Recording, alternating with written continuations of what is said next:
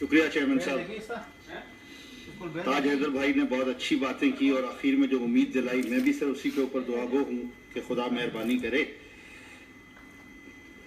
चौधरी साहब ने सर बहुत अच्छी चीज ये सामने लेकर आए। 218 के तहत हम सबको मौका मिला बात करने का। इसमें कोई शक की बात नहीं कि आईन और कानून की बालादस्ती, हम सब इसी के लिए कोशिशें कर रहे हैं और कोई भी महज़िब कौम इस बात से कतई तौर पर इनकार नहीं कर सकती। जैसा कि कहा गया कि हमें ऐसे तरीके इख्तियार करने होंगे कि जिससे आवाम को मालूमात हासिल हो, आगाही हो कि उनके हकूक क्या हैं और साथ ही साथ उनके फ़राइज़ के बारे में भी मालूमात हो।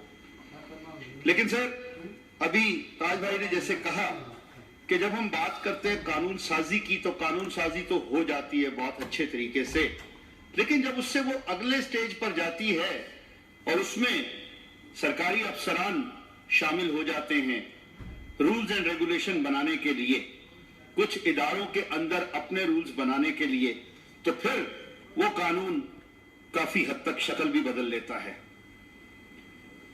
सर जिस इदारे को वो कानून लागू करना होता है वही उसकी तशरीह भी करता है।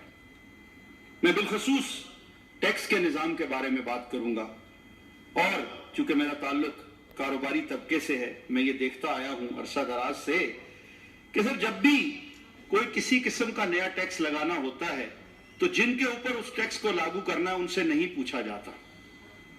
इंपोर्टर्स को मालूम ही नहीं होता कि इंपोर्ट का कानून तब्दील हो रहा है, एक्सपोर्टर्स को मालूम ही नहीं होता कि कौन सी चीज एफबीआर में कब तब्दील हो गई है।